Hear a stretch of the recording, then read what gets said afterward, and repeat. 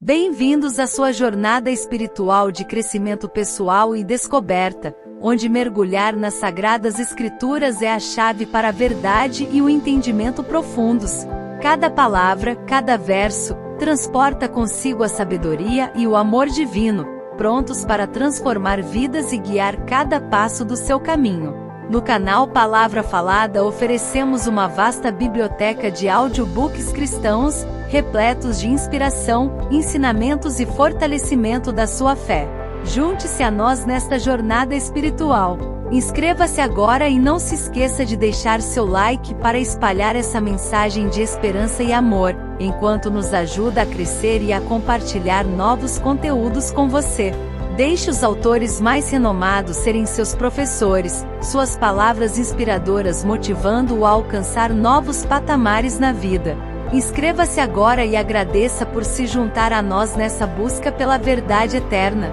Não se esqueça de compartilhar este vídeo para levar a luz divina a mais corações sedentos por amor e esperança. Até a próxima etapa da sua jornada espiritual. Capítulo 10 – William Marion Branham. Um homem de notáveis sinais e prodígios. Você é do diabo e fica enganando as pessoas, gritou ele, um impostor, uma cobra se arrastando pela grama, um farsante, e eu vou mostrar a estas pessoas quem você realmente é. Esse foi um audacioso desafio e todos no auditório podiam ver que não se tratava de uma simples ameaça. Estava parecendo que era um momento bastante complicado para aquela pequena figura ali no púlpito. Muitos dos presentes devem ter ficado com muita pena dele e obviamente todos os presentes estavam vendo que não se tratava de algum truque. Aquele homem ali no púlpito precisava ter como comprovar a autoridade que tinha, ou então sofrer as consequências. Os segundos estavam passando, a sensação que se teve era de que alguma coisa estava impedindo aquele acusador de alcançar os seus intentos malignos. Calma, porém firme, a voz do evangelista podia ser ouvida apenas a uma distância bem pequena. Ele disse: Satanás, só porque você desafiou o servo de Deus em frente a esta grande congregação, agora terá de se curvar diante de mim. Em nome de Jesus, você vai se prostrar aos meus pés. E, na mesma hora, aquele que há apenas alguns minutos havia desafiado o homem de Deus, de forma tão descarada, com ameaças e acusações terríveis, deu um gemido horrível e caiu no chão, soluçando histericamente. Então, enquanto o homem permanecia se contorcendo ali, o evangelista calmamente deu sequência ao culto. William Branham era um homem muito humilde e bondoso, bastante familiarizado com a tragédia, o sofrimento e a pobreza. Semi-analfabeto segundo os padrões do mundo, Branham foi educado através de meios sobrenaturais. Gordon Lindsay, fundador do Ministério Cristo para as Nações, foi seu amigo pessoal e também seu biógrafo oficial. Ele disse que a vida de Branham foi tão fora dos padrões do mundo e tão extraordinária, que se não tivesse sido documentada, as pessoas poderiam, sob circunstâncias normais, considerar as histórias de sua vida e ministério forçadas e inverossímeis. Simples em seu raciocínio e pobre no uso da língua, Branham se tornou o líder do avivamento Voz da Cura, que teve início no final dos anos 40. Houve muitos avivalistas de cura divina que se destacaram durante esses anos, e cada um deles teve as suas próprias qualidades. Entretanto, nenhum foi capaz de combinar o ministério profético, as manifestações sobrenaturais e a cura divina, como foi William Branham.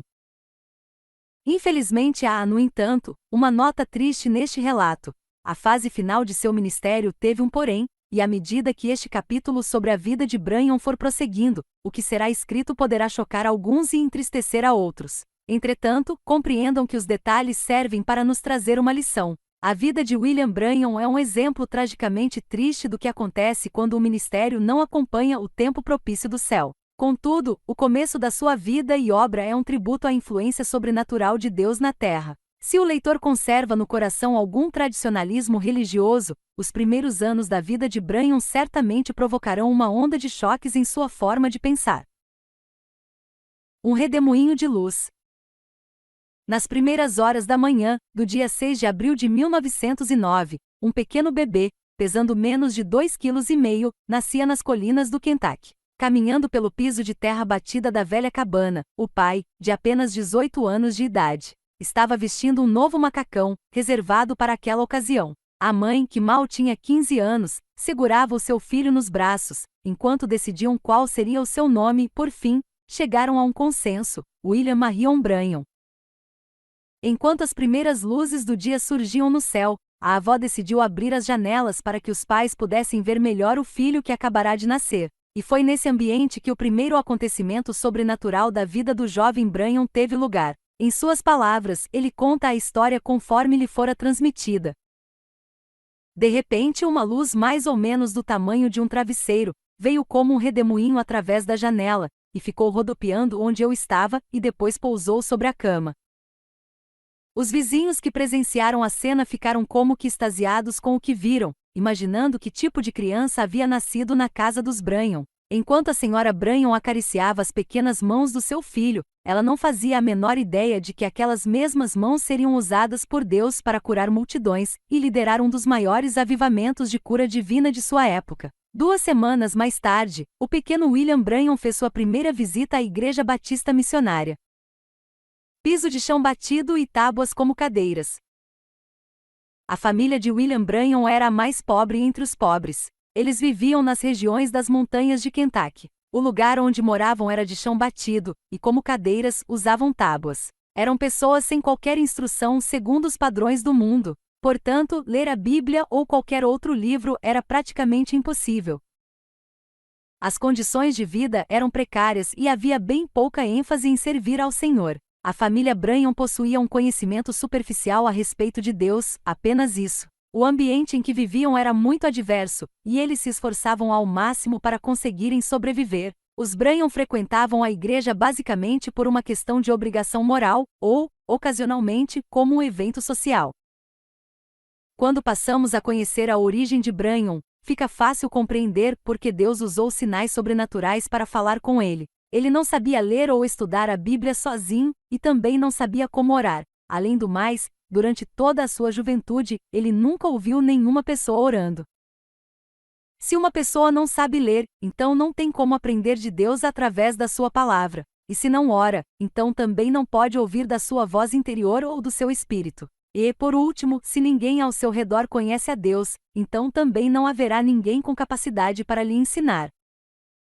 Em tais circunstâncias, Deus fica com a responsabilidade de transmitir sua mensagem a alguém por intermédio de sinais e maravilhas. Isso é muito raro, mas Deus não está limitado pela ignorância ou pobreza. Isso aconteceu naquele tempo e pode acontecer nos dias de hoje também. De um jeito ou de outro, Deus entregará a sua mensagem para um indivíduo.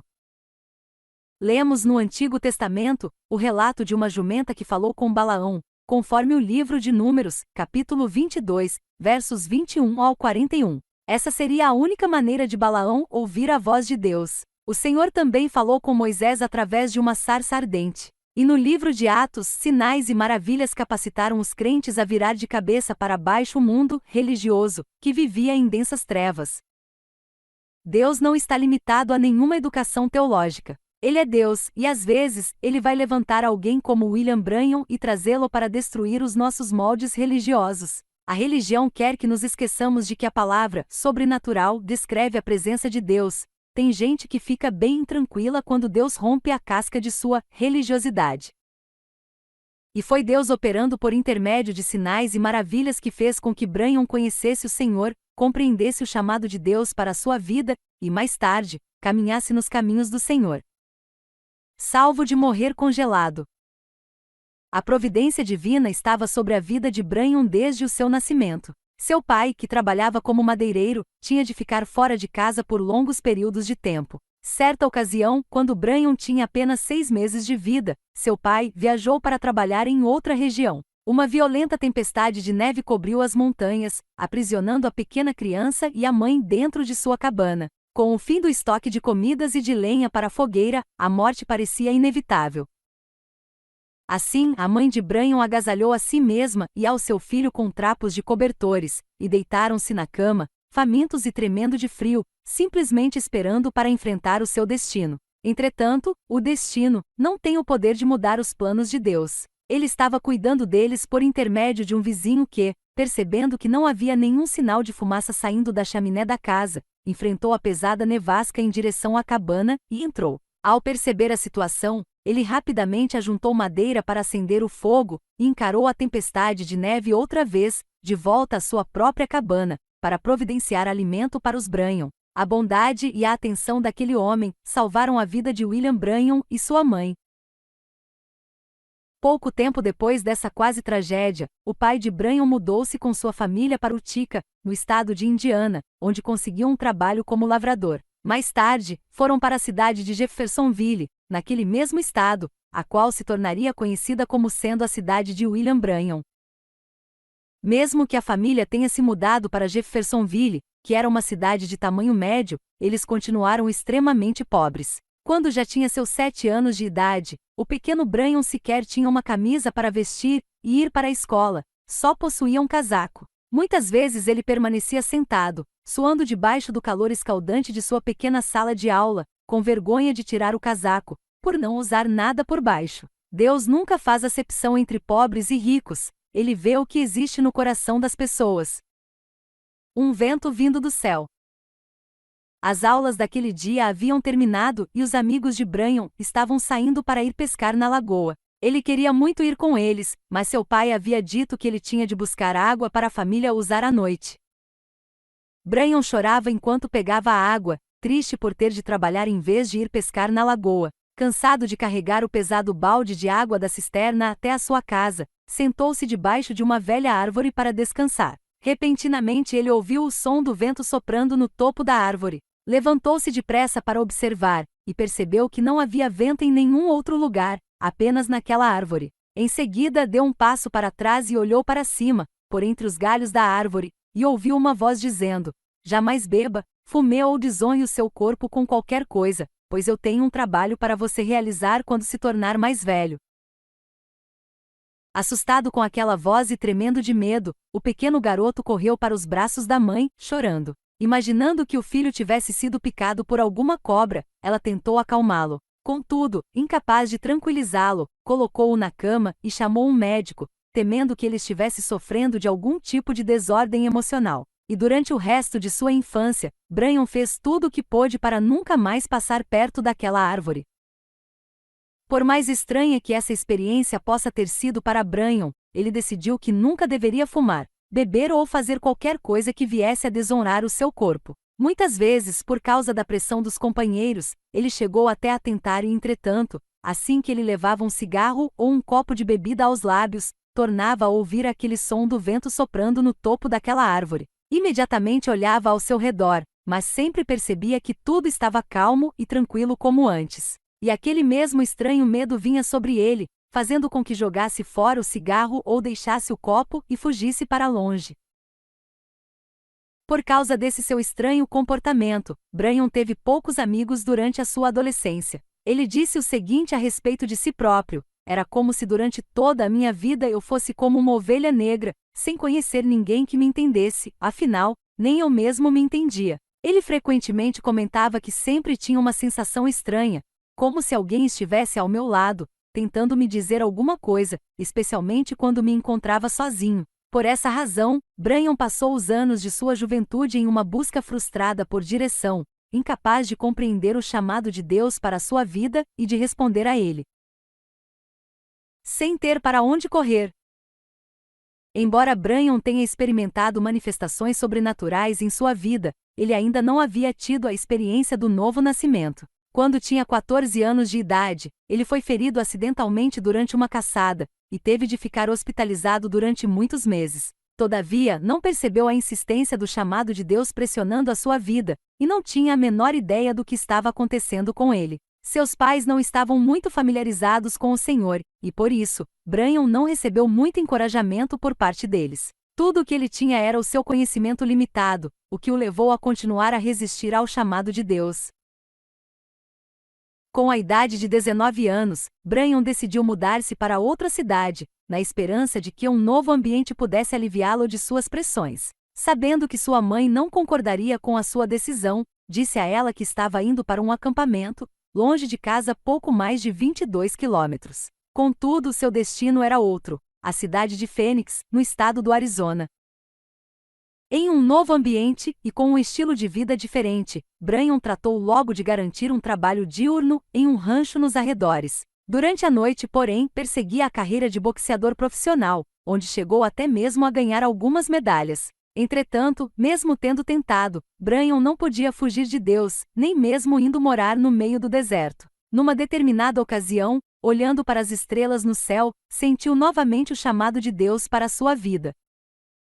Certo dia, recebeu a notícia de que seu irmão, Edward, que tinha quase a sua idade, estava muito doente. Contudo, Branham achou que não era nada grave e que, com o passar do tempo, ele ficaria bom, por isso, continuou seu trabalho no rancho. Alguns dias depois, porém, chegou a devastadora notícia de que seu irmão havia falecido. A dor que Branham sentiu com essa perda foi quase insuportável. Quando recebi aquela dolorosa notícia, a primeira coisa que eu pensei foi se ele estava preparado para morrer, lembrou Branham. Então, novamente Deus me chamou, todavia, como das outras vezes, tentei lutar contra isso.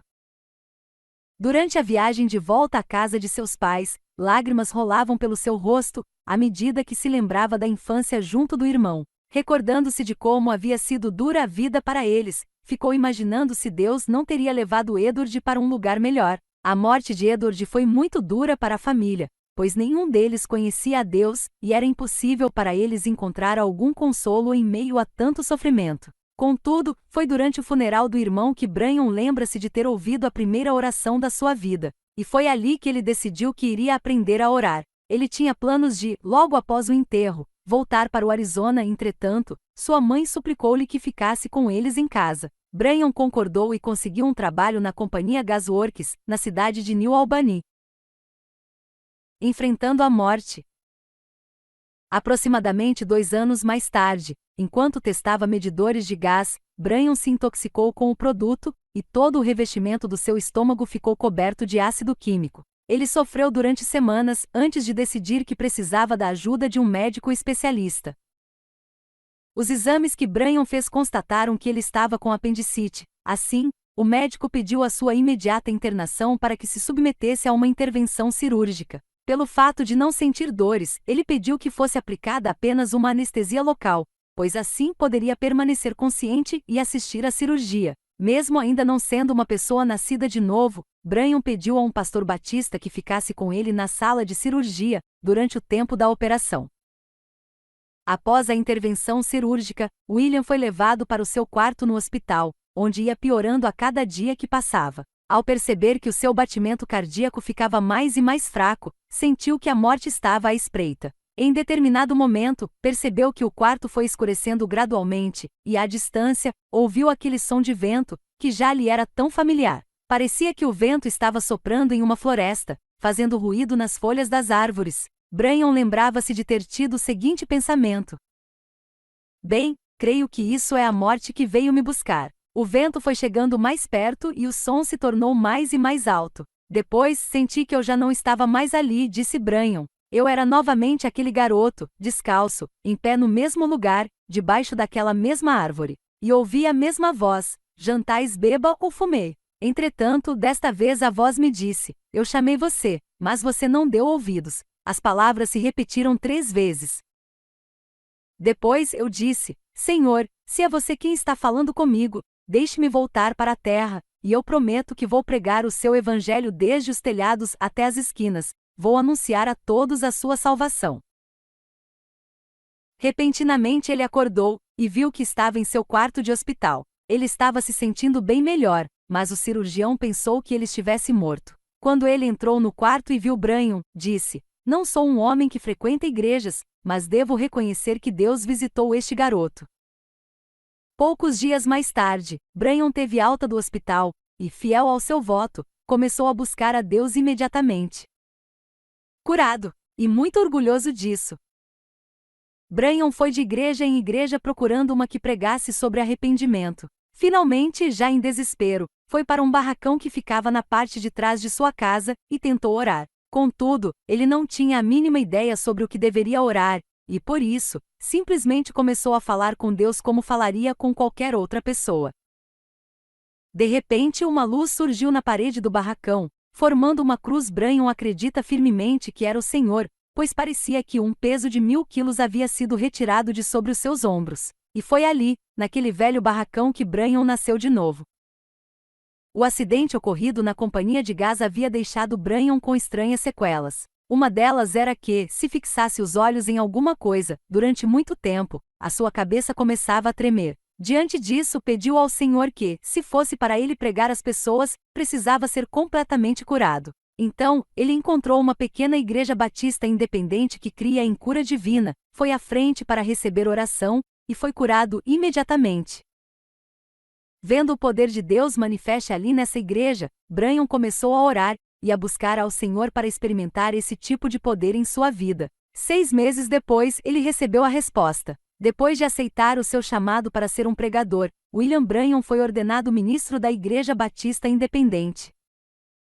Então, adquiriu uma pequena tenda e começou a pregar imediatamente, alcançando grandes resultados. E novamente aquela luz. Em junho de 1933, aos 24 anos de idade, Branham liderou o seu primeiro grande avivamento realizado em uma tenda. Branham em seus primeiros anos de ministério na cidade de Jeffersonville, onde aproximadamente 3.000 pessoas compareceram em apenas uma noite. E no dia 11 daquele mesmo mês, ele realizou o batismo de 130 pessoas nas águas do rio Ohio. Quando ele estava batizando a 17ª, outro acontecimento sobrenatural aconteceu. Ele descreve aquele momento da seguinte maneira: um facho de luz desceu do céu. Aquela luz veio brilhando e parou no ar justamente sobre o lugar onde eu estava. Eu fiquei simplesmente apavorado. Muitos dos 400 que estavam às margens do rio viram aquela luz. Alguns fugiram de medo, outros ficaram e se prostraram em adoração. Alguns disseram ter ouvido uma voz, outros não. Naquele outono, o povo que havia participado de suas reuniões construiu um tabernáculo, e o chamaram de Tabernáculo Branham. De 1933 a 1946 ele exerceu um ministério, a tempo parcial naquela igreja, enquanto trabalhava em um emprego secular. Uma esposa maravilhosa. Foi durante estes tempos felizes dos anos de 1930 que Branham conheceu uma jovem cristã maravilhosa. Seu nome era Hope Brumbach, e preenchia as exigências de Branham. Nunca havia fumado ou bebido, ele a amou verdadeiramente. Após vários meses, Branham decidiu pedir Hope em casamento. Entretanto, por ser muito tímido e não ter coragem de falar com ela pessoalmente, decidiu que a sua segunda melhor alternativa seria escrever-lhe uma carta. Todavia, temendo que a tal carta pudesse ir parar primeiro nas mãos da mãe dela, colocou a correspondência na caixa de correios com muita hesitação. Mas, para o seu alívio, foi Hope quem pegou a carta primeiro e imediatamente respondeu sim. Pouco tempo depois, os dois se casaram. Branham relembra: não acredito que pudesse haver algum outro lugar, em toda a terra, que fosse mais feliz que a nossa pequena casa. 2 anos mais tarde, nascia Billy Paul, o primeiro filho do casal Branham. William descreveu o momento do nascimento do filho. A primeira vez que ouvi o seu choro naquele hospital, parecia até que já sabia que era um garoto, e eu o dediquei ao Senhor antes mesmo de vê-lo. Uma nova porção de poder. A Grande Depressão dos anos de 1930 logo se abateu sobre os membros do Tabernáculo Branham, e aqueles tempos se tornaram um pouco difíceis. Não demorou muito e Branham passou a pregar mesmo sem receber salário, continuando a trabalhar em seu emprego secular para poder sustentar a família. Depois que conseguia economizar algum dinheiro, decidiu fazer uma viagem para Michigan para pescar. Contudo, logo o seu dinheiro acabou e ele teve de voltar para casa. Em sua volta, porém, viu muita gente reunida para um culto, e logo ficou imaginando que tipo de pessoas seriam. Ele resolveu parar, e foi ali que teve a sua primeira experiência com o pentecostalismo. Aquelas pessoas faziam parte de um acampamento do movimento unicista. Os membros desse grupo faziam parte de uma denominação de pessoas que acreditavam, segundo explicação delas próprias, somente em Jesus. Branham ficou impressionado com os seus cânticos e com as suas palmas. E quanto mais tempo ele se demorava com eles, mais convencido ficava de que havia algo de especial nesse poder sobre o qual falavam.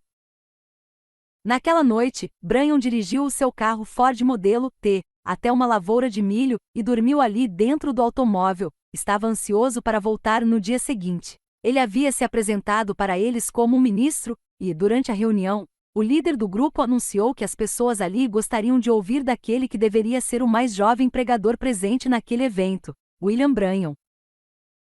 Ele ficou tão chocado que abaixou a cabeça, envergonhado, Não queria que ninguém soubesse que ele estava ali, pois, na noite anterior, havia usado a sua melhor calça como travesseiro, e a que ele vestia no momento era apenas uma velha calça de algodão. O pregador voltou a pedir que William Branham viesse até o púlpito, mas ele permaneceu imóvel, muito desconcertado para responder. Afinal de contas, ninguém sabia mesmo quem era ele, e por isso, achou que estava a salvo. Finalmente um homem se inclinou para ele e perguntou: "Você sabe quem é William Branham?" Então, ele respondeu: "Sou eu", mas explicou-lhe que não poderia pregar diante daquelas pessoas da maneira como ele estava. Ao que o homem respondeu: "Eles se importam mais com o seu coração do que com a sua aparência." Em seguida, levantou-se e apontou para Branham, dizendo: "Aqui está ele." Então, relutantemente Branham levantou-se e se dirigiu à plataforma. E tão logo ele começou a pregar, o poder de Deus desceu sobre ele e a reunião durou 2 horas. Depois disso, pastores de todas as partes do país se aproximavam dele, pedindo que fosse às suas igrejas e lhes ministrasse sobre avivamento.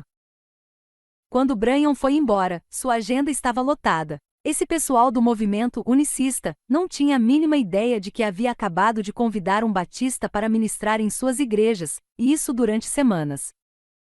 Lixo e tragédia. Branham voltou correndo para casa. Assim que colocou o carro na entrada, Hope veio correndo para encontrá-lo. Ele, muito empolgado com os últimos acontecimentos, contou a ela sobre as reuniões no acampamento e de todos os compromissos que havia marcado. Ela parecia tão empolgada quanto ele, mas os familiares e os amigos não estavam assim tão contentes. E a maior oposição veio por parte de sua sogra, que era inflexível em suas posições. Ela exclamou: "Você sabe que essas pessoas são um bando de santos roladores. Pensa que vai arrastar a minha filha para uma coisa dessas? Ridículo! Isso não passa de lixo que as outras igrejas jogaram fora."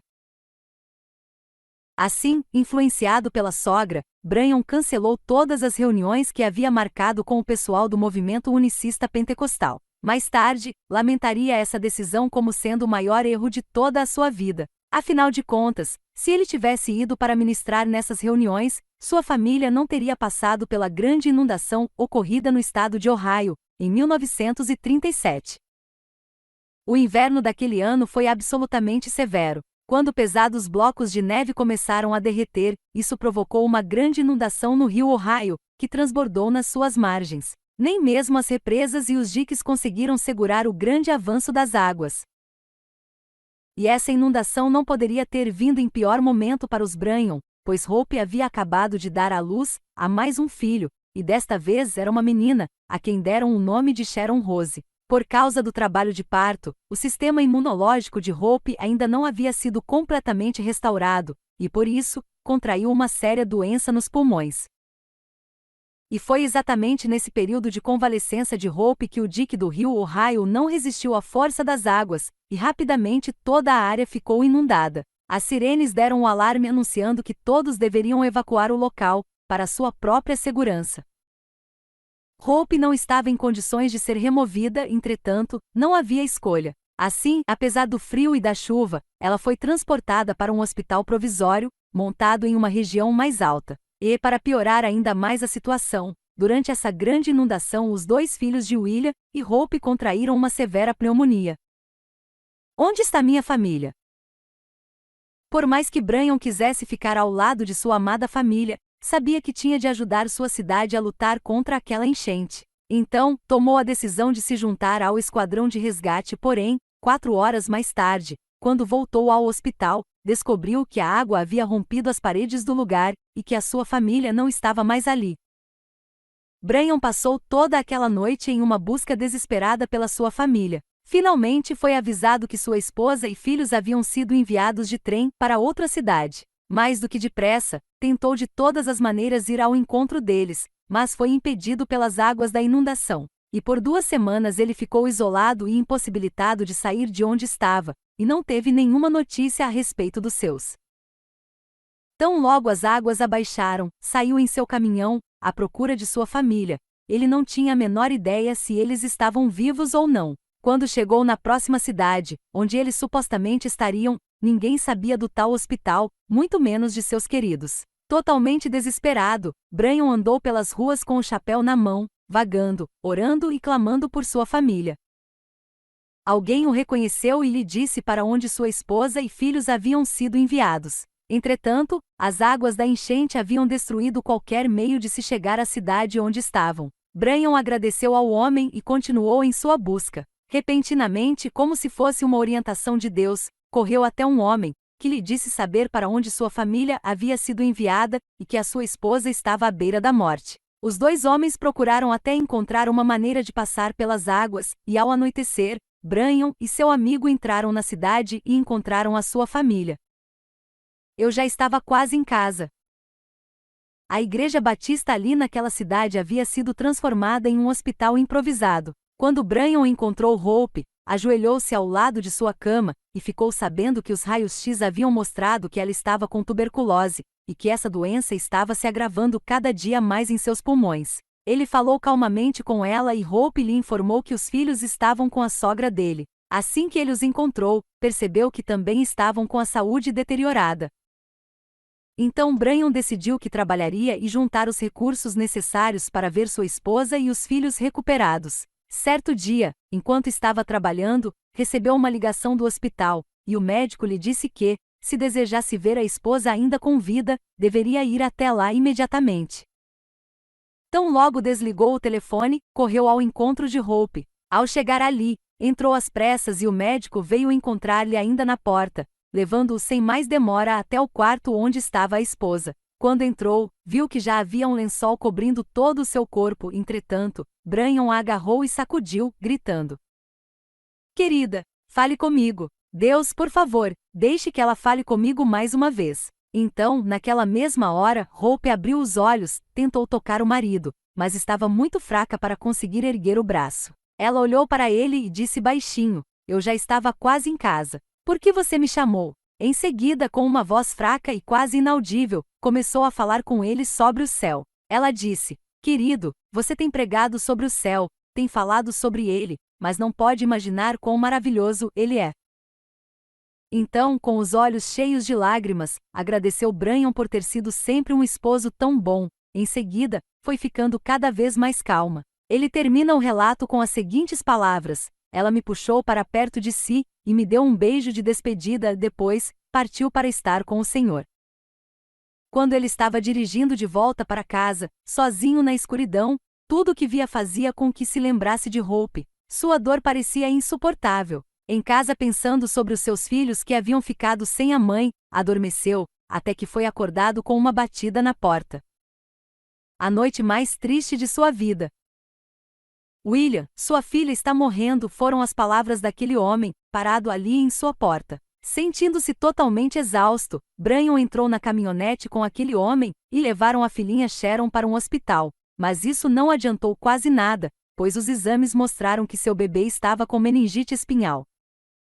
O hospital transferiu Sharon para uma ala reservada, para onde eles levavam os doentes que precisavam ficar isolados. Aquela doença fatal havia contorcido a perninha do bebê, de modo que ficará deslocada de sua posição normal, e a dor intensa havia feito com que ela ficasse estrábica. Incapaz de ver a sua filha em tal agonia, Brian impôs as mãos sobre ela e orou, pedindo a Deus que poupasse a sua vida. Com o coração cheio de tristeza, ele pensou que Deus o estivesse punindo por não ter participado das reuniões de avivamento da igreja unicista. Logo depois que orou, sua garotinha foi unir-se à sua mãe no céu.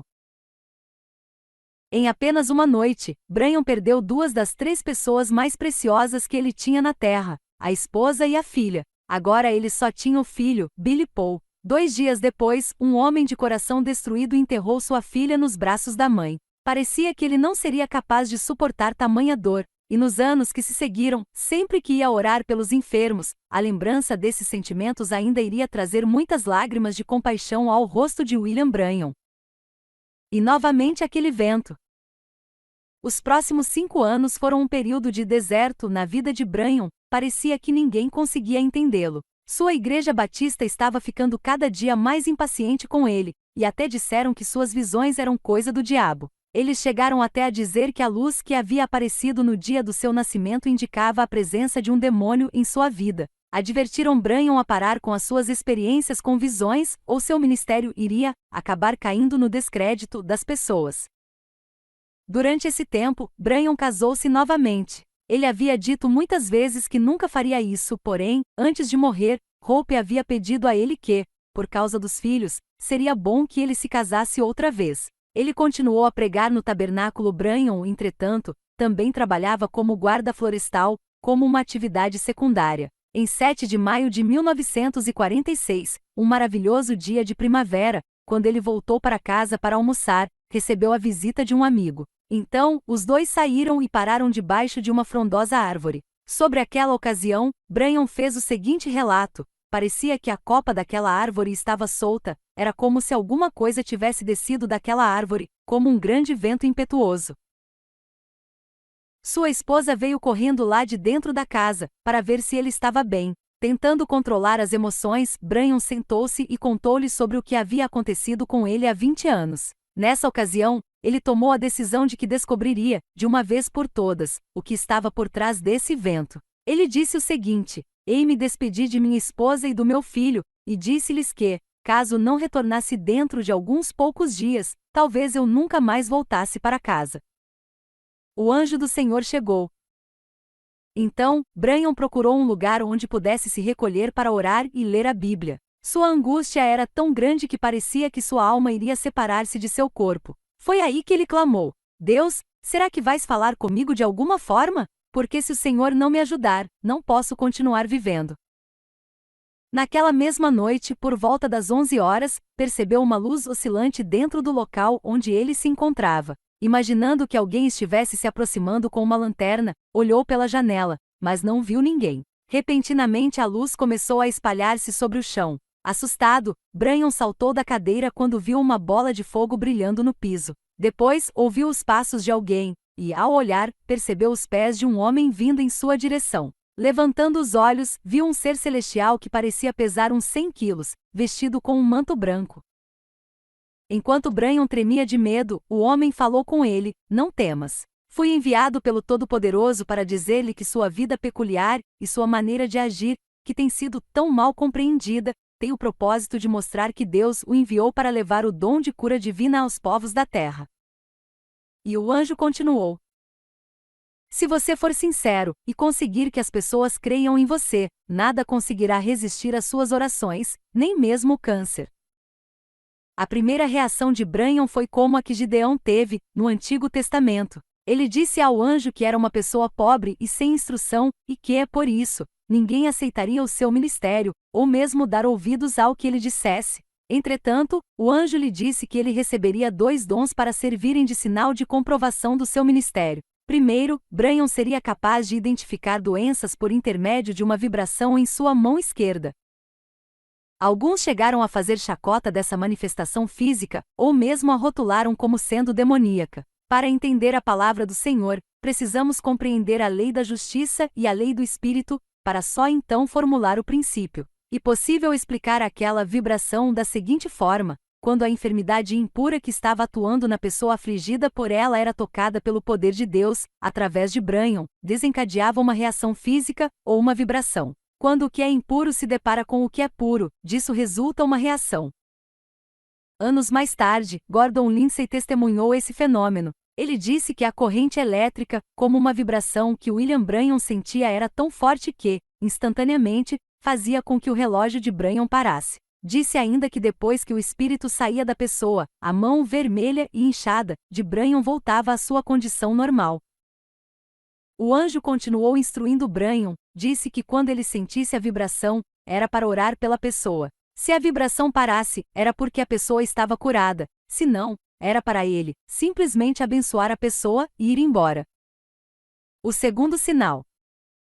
Então Branham disse ao anjo: "Senhor, tenho medo de que não me ouçam." Ao que ele respondeu: "Se isso acontecer, vai acontecer que você saberá o segredo mais íntimo do coração deles, e a isso eles ouvirão." Ainda com relação a esse segundo sinal, o anjo fez a seguinte declaração: "Os pensamentos dos homens falam mais alto no céu do que as palavras deles na terra." Qualquer pecado que tenha existido na vida de uma pessoa, mas que esteja debaixo do sangue de Jesus, jamais será revelado. Entretanto, se em vez disso o pecado não for confessado, ou se o transgressor continuar escondendo, isso será trazido à luz por intermédio desse dom da palavra de conhecimento. Quando isso acontecia na fila de oração, Branham se afastava do microfone e falava em particular com a pessoa, conduzindo-a para um arrependimento imediato. Será que isso era uma verdadeira visitação de Deus? Sim, era. E como podemos ter certeza? Porque os anjos são enviados para ministrar aos herdeiros da salvação. Veja Hebreus capítulo 1, verso 14. Os anjos anunciaram o nascimento de Jesus e ministraram a ele durante toda a sua vida aqui na terra. E por toda a Bíblia, os anjos do Senhor também ministraram e proclamaram a palavra de Deus à humanidade. O anjo do Senhor jamais revelará alguma coisa que seja contrária às Escrituras. Ele também nunca acrescenta ou retira nada da palavra. Ou seja, o anjo do Senhor nem inventa o que não está na Bíblia, nem distorce as Escrituras. A palavra de Deus é sempre a base. Durante a sua visita, o anjo do Senhor continuou dizendo a Branham muitas outras coisas concernentes ao seu ministério. Primeiro, ele disse que William Branham, um desconhecido pregador, muito em breve estaria diante de milhares, em abarrotados estádios.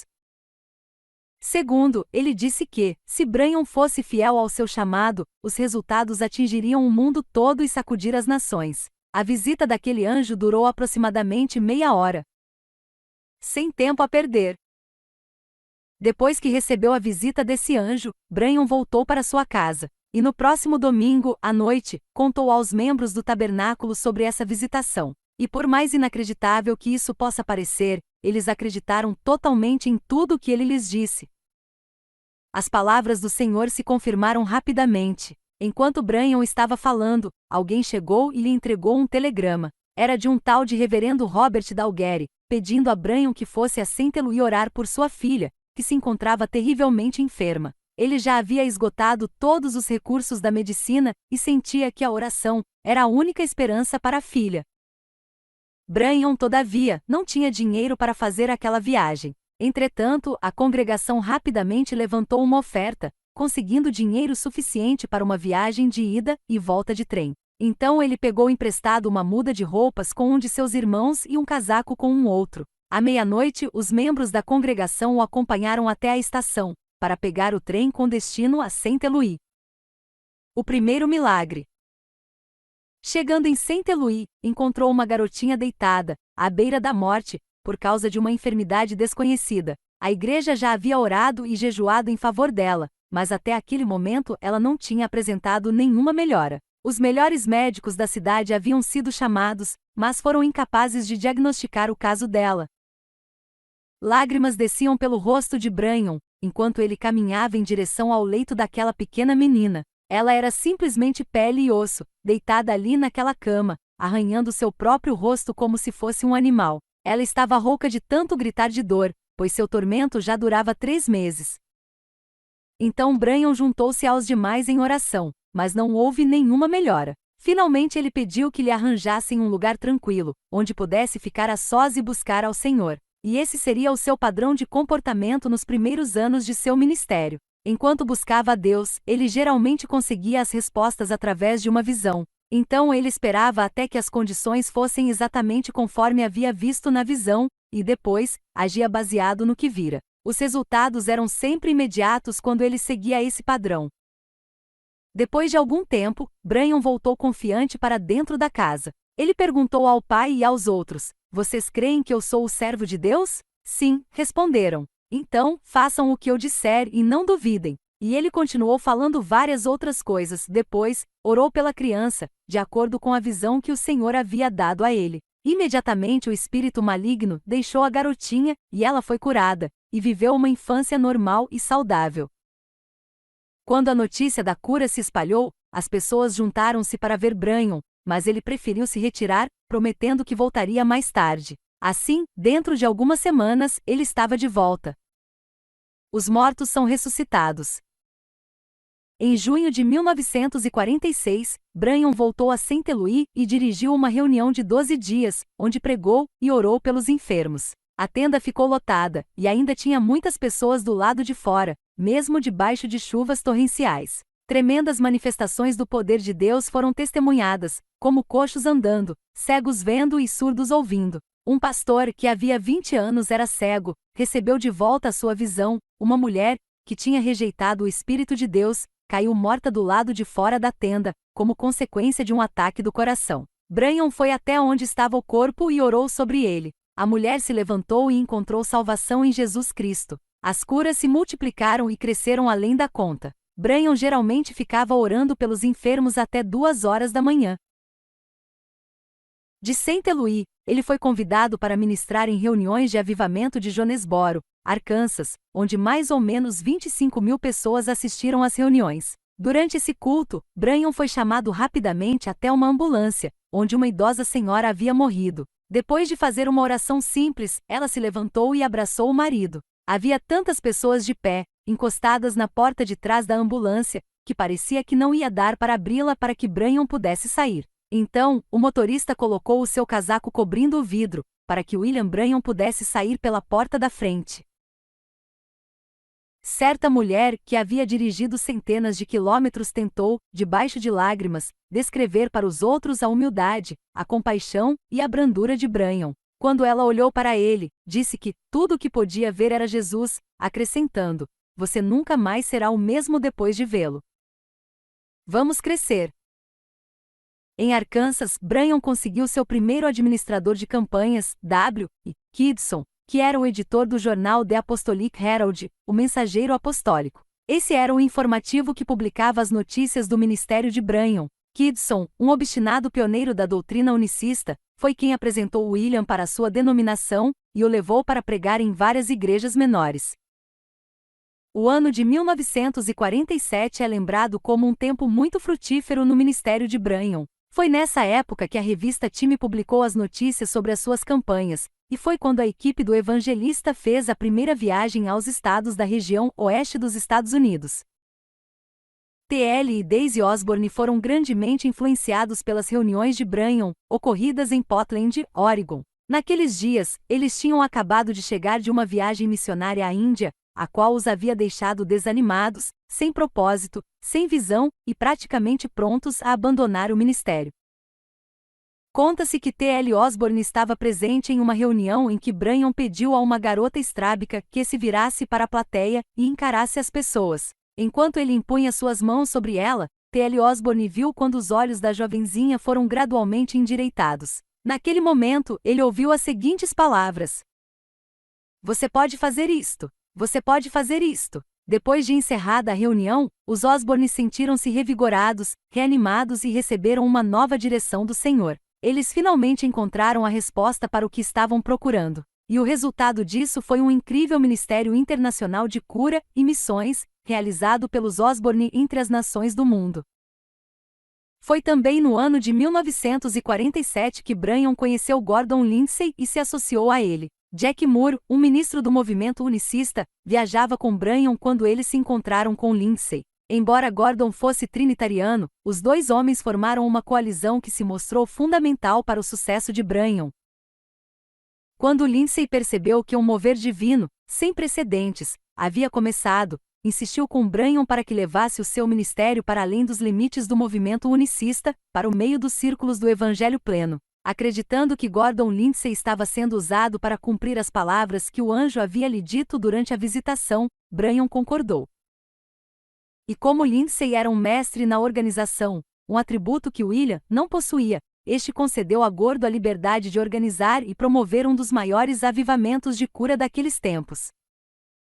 Moore e Lindsay organizaram a primeira campanha da União no outono de 1947. Essas reuniões tinham como objetivo unir os membros do movimento unicista, com os trinitarianos, em um grande acontecimento. Realizadas nos estados do noroeste dos Estados Unidos e partes do Canadá, a campanha da União foi muito bem recebida porque as mensagens de Branham não faziam alusão a diferenças doutrinárias. As pessoas que compareceram puderam desfrutar da maior experiência religiosa de toda a sua vida. Muitas vezes, de acordo com alguns relatórios, aproximadamente 1.500 pessoas experimentavam um novo nascimento em um único culto. W.J. R. Baxter, que se juntou ao grupo no Canadá, escreveu que mais ou menos 35.000 curas aconteceram durante aquele ano de ministério.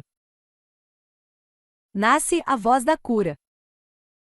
Em um esforço de dar voz à sua mensagem de cura divina por toda parte, a equipe de Branham desenvolveu um novo método de publicidade. Eles decidiram que deveriam criar uma nova publicação, que circulasse fora das congregações do movimento unicista, e que alcançasse todo o universo cristão. E, mais uma vez, acreditando que essa decisão ajudaria a cumprir a palavra de Deus com relação a ele, Branham aceitou a ideia. Entretanto, Kidson, seu editor, não concordou. Por essa razão, William Branham o tirou de suas funções e indicou Lindsay e Moore para serem seus novos editores, e ele próprio assumiu o lugar de publicador. Junta, essa equipe organizou a revista The Voice of Healing, A Voz da Cura.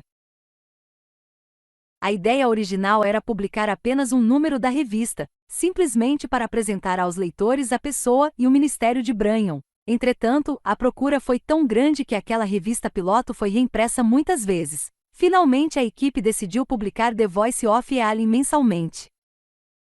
E daí por diante, Branham estabeleceu como parâmetro que nunca iria discutir questões de doutrina. Ele disse: Deus não colocou o seu endosso apenas sobre uma igreja em particular, pelo contrário, deixou claro que o puro de coração veria a Deus. E ele sempre acrescentava: deixem que os nossos companheiros cristãos decidam o que quiserem sobre essa questão. De qualquer forma, essas coisas não fazem muita diferença mesmo. O importante é que sejamos irmãos e tenhamos comunhão uns com os outros. Frequentemente, William Branham dizia que os crentes tinham de ter a liberdade de discordar amplamente quanto à teologia, mas que se chegassem ao ponto de não mais poderem se abraçar como irmãos, então deviam se sentir como quem decaiu da fé. Os primeiros problemas. Em 1948, o ministério de Branham sofreu uma repentina parada, quando ele sofreu um colapso nervoso. Ele estava físico e mentalmente cansado por causa da grande exigência do seu ministério. Antes de contratar Lindsay como o administrador de suas campanhas, ele costumava ficar acordado até as primeiras horas da manhã, orando pelas pessoas que estavam na fila para receber suas orações. E isso, obviamente, o deixava completamente exausto. Branham não sabia quando era a hora de parar. Seu peso diminuiu consideravelmente e rumores de que ele estava às portas da morte começaram logo a circular. Diante de tudo isso, Lindsay estabeleceu que o horário de ministração de Branham seria apenas de 1 hora cada noite, e não seria permitido que as pessoas visitassem William em seu quarto de hotel. Lindsay aumentou o número de reuniões, mas sabiamente reduziu as interrupções e os excessos. Quando Branham sofreu sua crise de esgotamento, passou a apontar certas pessoas como culpadas por suas mazelas. Começou acusando Lindsay de colocar muitas responsabilidades sobre ele. Depois, comunicou a Lindsay e a Moore que, no futuro, a revista A Voz da Cura passaria a ser de exclusiva responsabilidade deles. Lindsay ficou chocado com as acusações de Branham. Afinal de contas, ele havia acabado de fechar uma grande campanha de cura para Branham, e sentiu-se abandonado quando a responsabilidade da revista fora jogada sobre as suas costas. Entretanto, continuou a publicar a revista e até aumentou o número de artigos para cobrir outros ministérios de cura. Embora eles continuassem a trabalhar juntos, dali para frente o bom relacionamento de amizade entre eles nunca mais seria o mesmo. Durante essa época, outros evangelistas que atuavam na área de cura divina começaram a ganhar notoriedade. Oral Roberts, que havia começado seu ministério 1 ano depois de Branham, pediu que todos orassem pela recuperação do amigo de ministério. 6 meses depois, William Branham voltou à cena inesperadamente, dizendo que havia sido milagrosamente curado. Seu retorno foi comemorado com grande entusiasmo pelos seus seguidores. A primeira grande cruzada de cura divina realizada por Branham, depois de sua enfermidade, aconteceu em 1950. Foi durante esse tempo que F.F. Bossort, o grande avivalista de cura divina da década de 1920, juntou-se à equipe de Branham. Multidões de mais de 8.000 pessoas compareceram para uma única reunião. E foi nessa ocasião que a fotografia mais famosa do ministério de Branham foi tirada. Ela ficou conhecida como a foto do halo. Um pastor batista havia desafiado Branham para um debate sobre cura divina, e ele aceitou. Então, esse pastor contratou um fotógrafo para fotografar o evento. Uma das fotos tiradas naquela ocasião mostrava um halo de luz sobre a cabeça de Branham. Imediatamente Lindsay providenciou para que ela fosse reconhecida oficialmente como foto original, com certificação por escrito de que nem alterações e nem retoques haviam sido executados tanto na foto, quanto no negativo. Abalando as nações.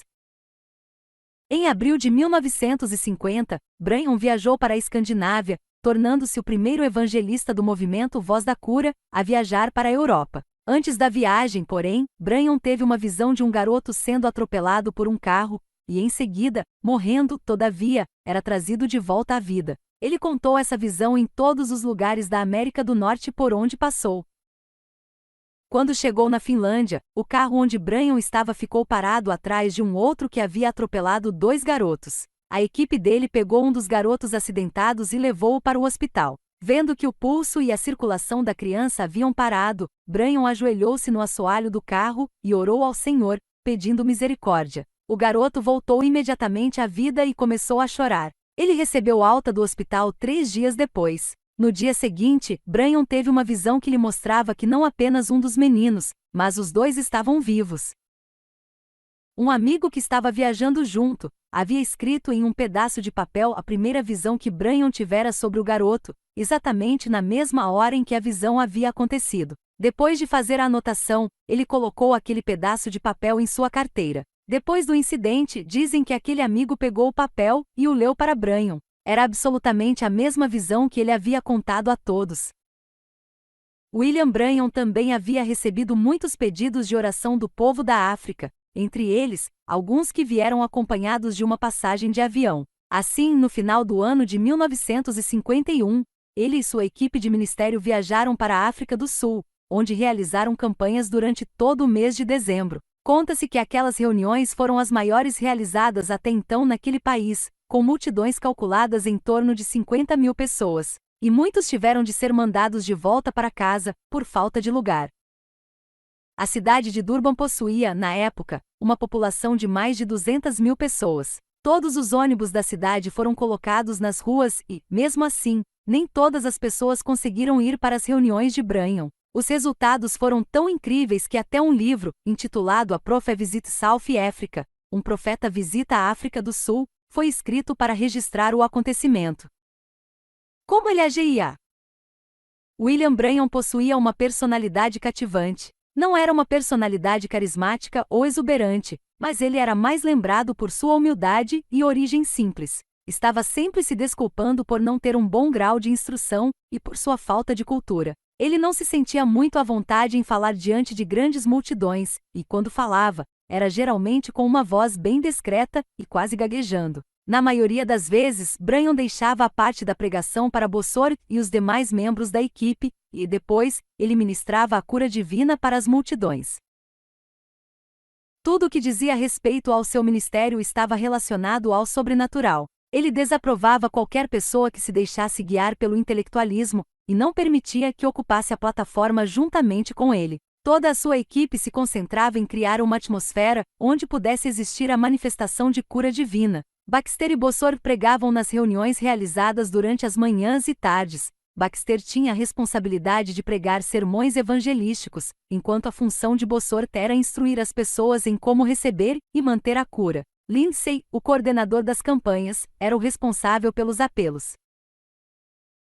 Embora Branham insistisse que a sua função primordial era orar pelos enfermos, era ele quem sempre pregava nos cultos da noite. Tão logo a procura pelas campanhas de Branham se tornou muito grande, suas reuniões foram limitadas a apenas algumas noites em cada cidade. Para organizar melhor o ajuntamento de pessoas, Lindsay idealizou e escreveu um livreto intitulado Divine Healing in the Branham Meetings, Cura Divina nas Reuniões de Branham, que era largamente distribuído nas cidades, antes que a equipe chegasse ali para pregar. Diferentemente dos primeiros evangelistas de cura divina, Branham não tinha condições de passar semanas instruindo as pessoas sobre cura divina antes de orar por elas, e assim, esse livreto servia como ferramenta de instrução para aqueles que estavam buscando a cura. Como resultado, eles chegavam para as reuniões prontos para receber, e Branham tinha condições de orar por eles já na primeira noite da campanha.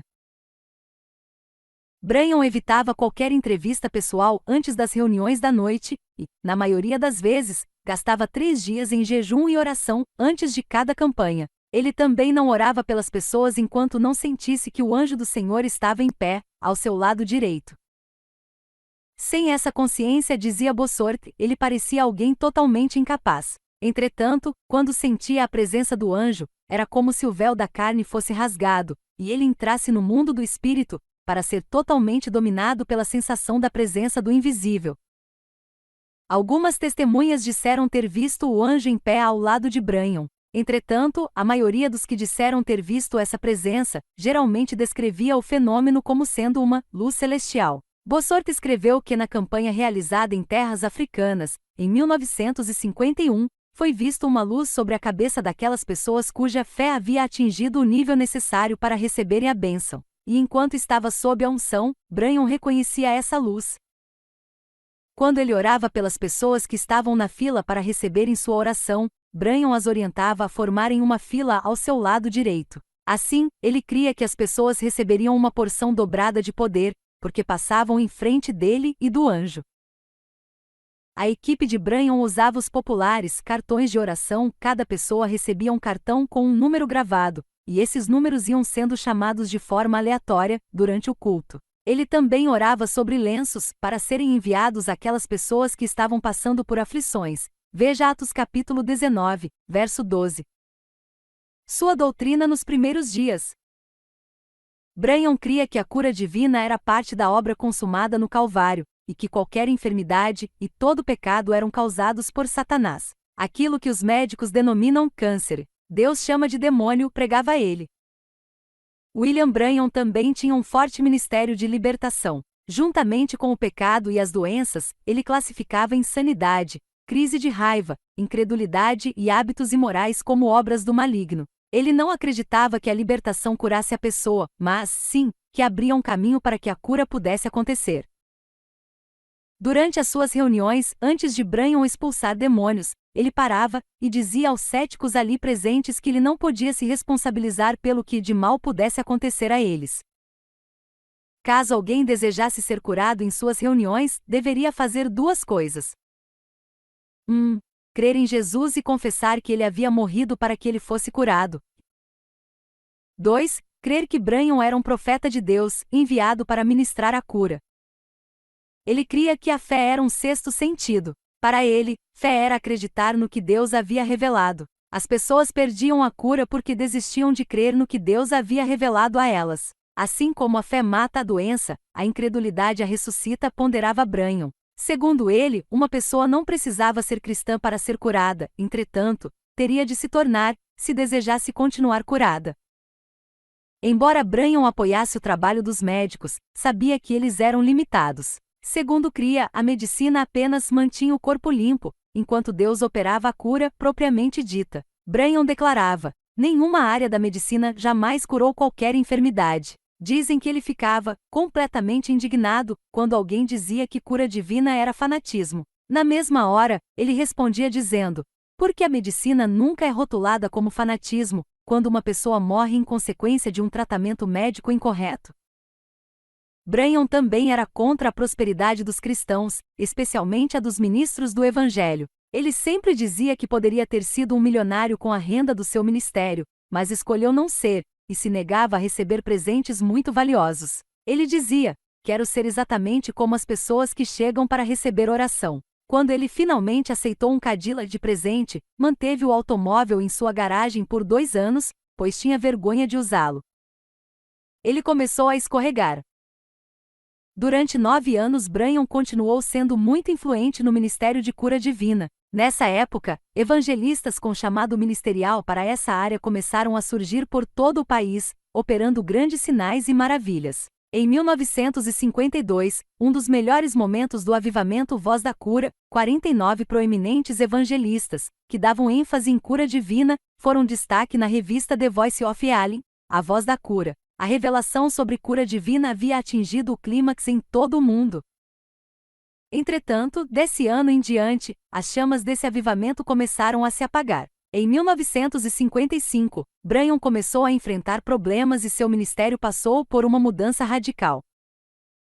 Gordon Lindsay foi uma das melhores coisas que poderiam ter acontecido ao ministério de William Branham. Lindsay tinha a palavra, e Branham tinha o domingo. Gordon também tinha uma grande habilidade organizacional que abrilhantaria o dom e o ministério de Branham. Com certeza eles formavam uma equipe ministerial projetada no céu.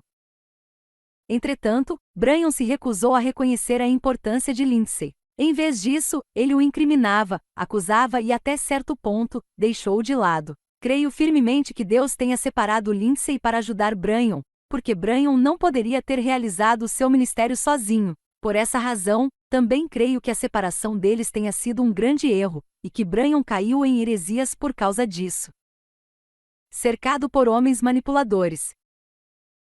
Por causa da frieza de Branham para com ele e mais o fato de que seu próprio ministério estava crescendo, Lindsay o deixou após 4 anos de parceria. Os homens que substituíram Lindsay estavam muito aquém do seu calibre, no que diz respeito a caráter e integridade. O fato de que Branham não tinha o menor tino para os negócios, e que pouco se importava com isso, era algo amplamente propagado. Com a perda da cerca de proteção que havia na administração de Lindsay, muitas pessoas perceberam que os novos administradores de Branham estavam tirando vantagens dele e das finanças de seu ministério, usando-os em benefício próprio e para acumular riquezas. Durante a gerência de Lindsay, o ministério de Branham sempre teve sobras financeiras, entretanto, sob a nova administração, estava passando por dificuldades nessa área. A situação piorou tanto que Branham chegou a pensar que teria de deixar o ministério e trabalhar secularmente.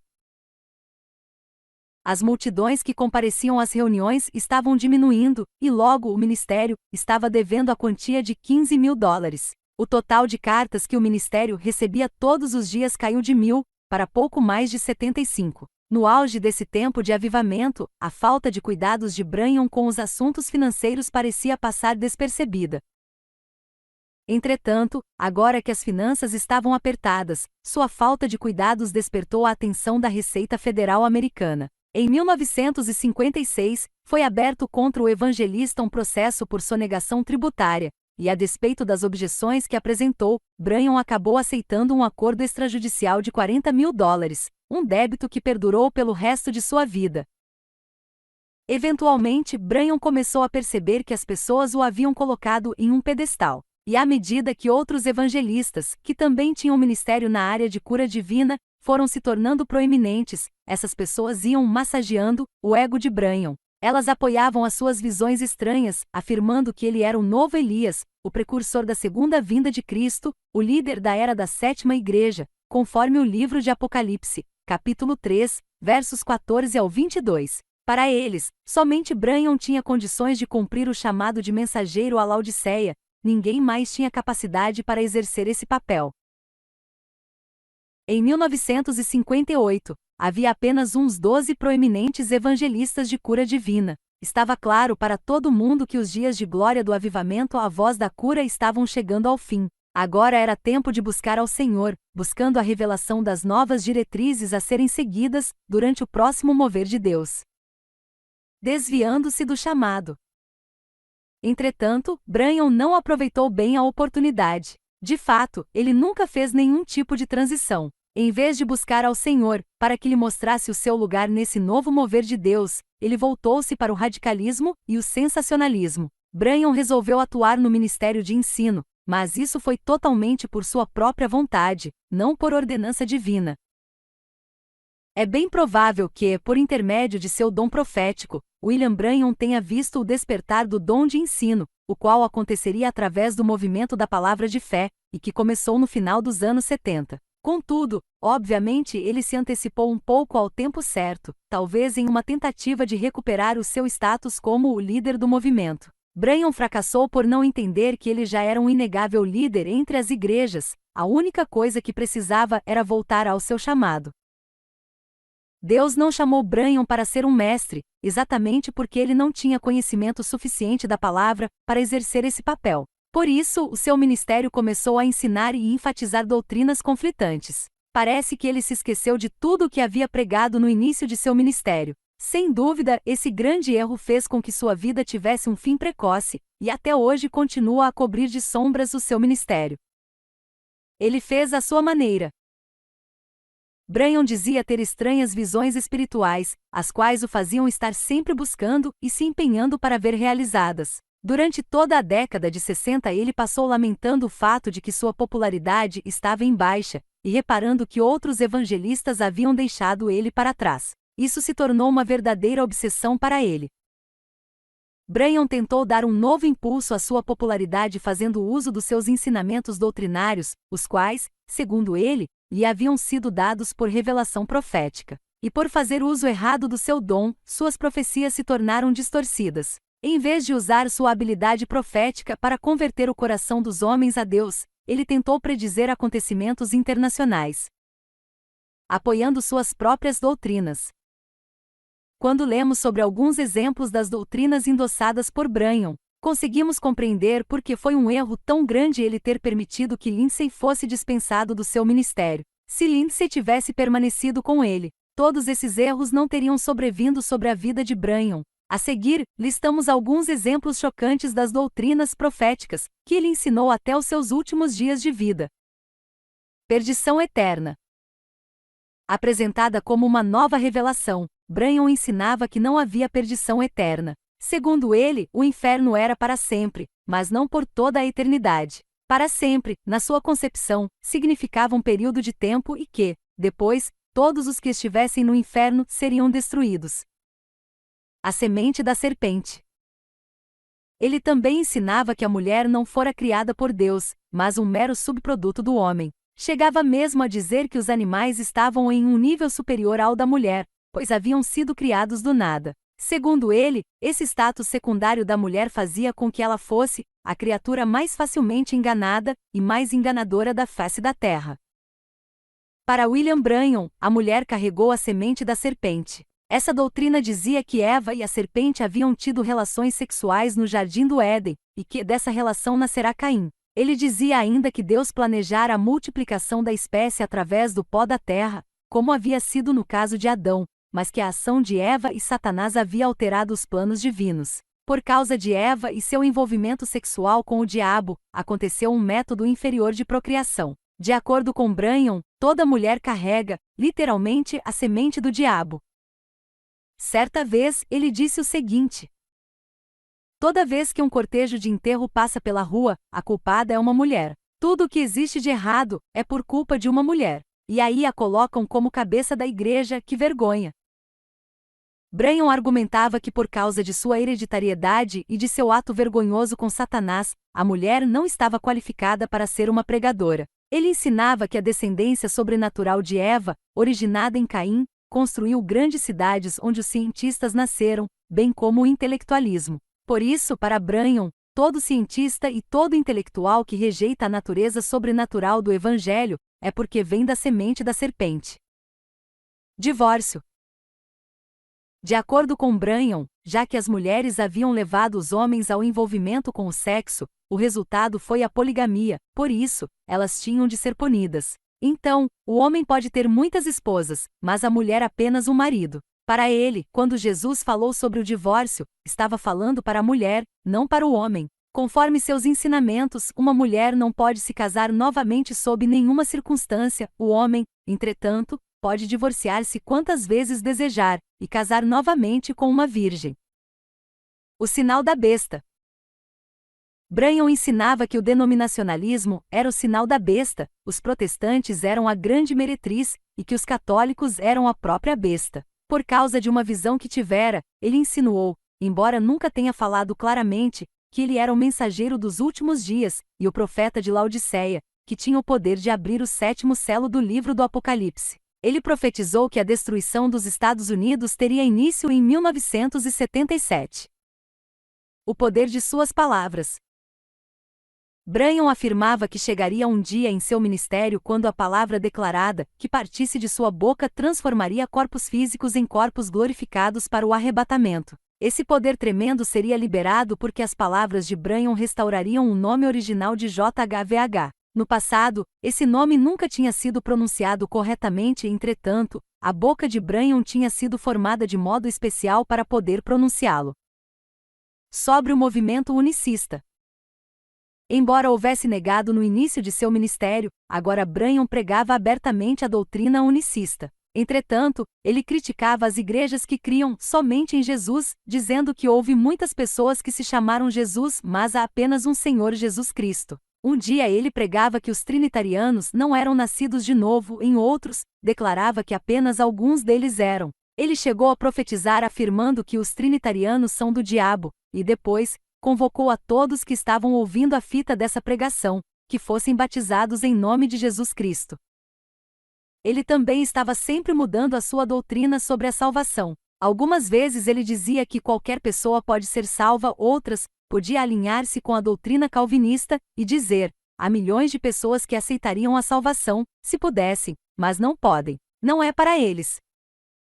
Um outro grupo de seguidores originou-se desse grupo de discípulos, os quais se denominaram de os mensageiros. Hoje eles são conhecidos como os branhamitas. As igrejas deles não são filiadas a nenhuma denominação, uma vez que Branham detestava essa forma de organização. Eles são seguidores de William Branham e acreditam que ele foi o mensageiro de Laodiceia para a igreja da nossa era. Até hoje um grande retrato dele fica dependurado na parede de suas igrejas, a qual o apresenta como sendo o pastor deles. Os mensageiros, ou branhamitas, é um movimento conhecido no mundo inteiro. Na verdade, a quarta maior igreja do Zaire pertence a esse grupo. A história sobre a sua morte. Branham pregou o seu último sermão durante a celebração do Dia de Ação de Graças de 1965, na igreja de Jack Moore. Embora Moore não concordasse com as doutrinas de Branham, ele permaneceu seu amigo durante todo o ministério do evangelista. Em 18 de dezembro daquele mesmo ano, Billy Paul Branham dirigia seu carro à frente do carro de seu pai, que viajava em companhia da esposa, em uma viagem de volta a Indiana, passando pelo Texas. Repentinamente, o motorista embriagado, que vinha em sentido contrário, fez uma manobra brusca para desviar do carro de Billy Paul, mas acabou cruzando a faixa do meio da estrada e chocando-se de frente com o carro de Branham, que vinha logo atrás. Percebendo o que acontecerá, Billy Paul deu meia volta no carro e veio imediatamente ao local do acidente. Saltando do seu carro, percebeu que seu pai havia se chocado contra o para-brisa do carro e estava com várias fraturas, mas ainda podia sentir o seu pulso. Entretanto, ao verificar o estado da senhora Branham, não conseguiu perceber o seu pulso, pois ela já se encontrava morta. Naquele mesmo instante, seu pai se mexeu e, tão logo viu o seu filho, perguntou-lhe: "Sua mãe está bem?" Billy respondeu-lhe: "Não, papai, ela está morta." Então Branham disse: "Coloque a minha mão sobre ela." Billy Paul pegou a mão ensanguentada do pai e a colocou sobre o corpo da senhora Branham. O pulso dela voltou instantaneamente e ela retornou à vida. William Branham permaneceu em coma durante 6 dias até que, no dia 24 de dezembro de 1965, veio a falecer. Embora muito triste com a morte de Branham, o mundo pentecostal não ficou surpreso. Gordon Lindsay, no tributo fúnebre que escreveu ao amigo, disse que a morte de Branham tinha sido a vontade de Deus. O Senhor sabe quando o ministério especial de um homem de Deus está completo, e o tempo certo de levá-lo para o lar celestial. É interessante notar que Lindsay creu nas palavras que o jovem evangelista, Kenneth Erwin, da cidade de Tulsa, Oklahoma, disse. 2 anos antes que tudo acontecesse, Deus havia falado a Agin sobre a morte de Branham. Em uma palavra profética, o Senhor havia dito a Agin que iria tirar o profeta de cena. E Branham morreu exatamente na data que o Senhor havia dito ao jovem Kenneth. Agin estava dirigindo uma reunião, quando chegou a notícia do acidente com Branham. Então ele convocou os irmãos ali reunidos para se achegarem ao altar para orar. Quando ele se ajoelhou para a oração, o Espírito do Senhor falou com ele o seguinte: "Para que você vai orar? Eu não lhe disse que estava tirando de cena?" Então Agin se levantou, incapaz de continuar a oração.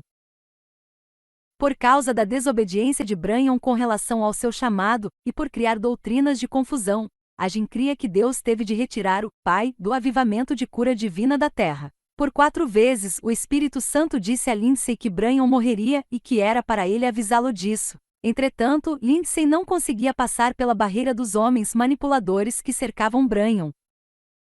Um dia, finalmente, ele conseguiu e, mais do que depressa, chegou até onde estava Branham, mesmo sem ser anunciado. Ele tentou argumentar com Branham, dizendo-lhe: "Por que você não ministra apenas na área que Deus deseja, e exercita o dom que o Senhor lhe concedeu? Permaneça nisso. Não tente se aventurar nesse outro ministério." Contudo, Branham lhe respondeu simplesmente: "Acontece que eu quero ensinar." Branham tinha um inacreditável dom de cura. Entretanto, sem ter o conhecimento da palavra aliado a isso, ele acabou se envolvendo em um desastre doutrinário. A ignorância não é uma bênção, especialmente quando você atinge multidões com as suas palavras.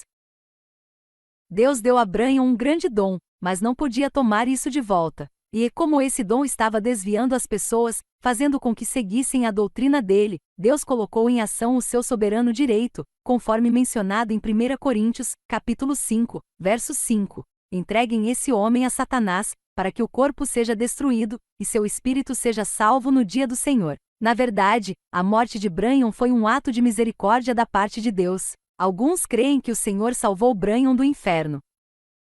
Incapaz de ressuscitar. Embora o funeral tenha sido no dia 29 de dezembro de 1965, o corpo de Branham não foi enterrado até a Páscoa de 1966. Durante esse tempo, toda sorte de rumores com respeito à sua morte andou circulando entre as pessoas em todos os círculos. Um deles era que o seu corpo havia sido embalsamado e estava sendo mantido em um lugar refrigerado, pois muitos dos seus seguidores criam firmemente que ele ressuscitaria de entre os mortos. Qualquer que tenha sido a razão, uma declaração oficial a esse respeito veio através de seu filho, em 26 de janeiro de 1966, em um culto realizado em memória de William Branham. Segundo ele, a esposa de seu pai havia pedido para que o enterro fosse adiado porque ela estava decidindo se mudaria para o Arizona ou se permaneceria em Indiana, e ela queria que ele fosse sepultado onde ela escolhesse viver. Assim, enquanto a senhora Branham decidia sobre a sua mudança, o corpo dele permaneceu guardado na funerária. Enquanto isso, os seguidores de William Branham mantinham a esperança de que ele ressuscitaria naquele próximo domingo de Páscoa. O filho de Branham disse que o pai alegava que o arrebatamento da Igreja do Senhor se daria durante a Páscoa. Em meio a uma grande decepção e muita relutância, o corpo de William Branham foi sepultado no dia 11 de abril de 1966, uma segunda-feira. Seu túmulo tem o formato de uma grande pirâmide, e traz a figura de uma águia no seu topo. Infelizmente, a águia foi roubada. Até hoje, Branham é celebrado por seus seguidores como sendo o cabeça da era da sétima igreja, e assim, a única pessoa capaz de abrir o sétimo selo. Os seguidores de Branham se recusam a vê-lo como um ser humano, e rumores sobre a sua volta continuaram circulando mesmo durante a década de 80. Cada ano os membros do Tabernáculo Branham fazem um culto especial de Páscoa, e ouvem as gravações de seus sermões. Alguns deles, mesmo que secretamente, ainda esperam pelo seu retorno, em uma dessas ocasiões especiais. As pessoas comentam que os pastores atuais do tabernáculo não encorajam a especulação a respeito da ressurreição do seu fundador e, entretanto, os branhamitas nunca aceitaram a sua morte. Aprendendo a lição. Não escrevemos a história de William Marion Branham para ser objeto de críticas. Cremos que ela pode nos trazer a lição mais poderosa que este único capítulo pode conter, que é a seguinte: façamos o que Deus nos diz para fazer, nem mais, nem menos, não há várias opções aqui. Só existe um caminho, e é Deus quem decide qual será. Sua tarefa é seguir nessa direção. Nesta nossa geração, é o céu que deve determinar o cronograma de nossa vida e também o de nossa igreja. Ou estamos dentro da vontade de Deus, ou fora dela. Nosso chamado deve permanecer dentro do tempo estabelecido por Deus. Tudo o que Branham queria era ser uma voz. Se ele tivesse permanecido dentro dos planos de Deus para sua vida, poderia ter sido uma das vozes mais fantásticas que já existiram. Sua grandeza de ministério nunca deve ser esquecida ou diminuída. Seu dom foi verdadeiro. Contudo, precisamos entender que cometemos grandes erros quando não temos tanto a palavra, quanto o Espírito trabalhando conjuntamente em nossa vida. A maioria de nós ainda nem tinha nascido quando esses grandes homens e mulheres de Deus exerceram seus ministérios, por isso, não tivemos a oportunidade de observar e estudar a vida deles. E é por isso que resolvi escrever este livro. Então, estude tudo o que você leu aqui e aprenda com isso. Clame a Deus para que Ele o ajude naquilo que você não tem certeza. Peça a Ele que o treine e ensine a agir no seu espírito e dentro do seu tempo. Obedeça aos planos divinos todos os dias de sua vida, e nunca se desvie deles por causa de suas próprias ideias, ou por causa das pressões de terceiros. Sua unção virá somente quando você estiver disposto a obedecer aos planos que Deus estabeleceu para sua vida. Abrace esse plano e agarre-se fortemente a ele. Abrace esse plano e fique firme nele. Então, prossiga com determinação e realize grandes proezas em nome de Jesus.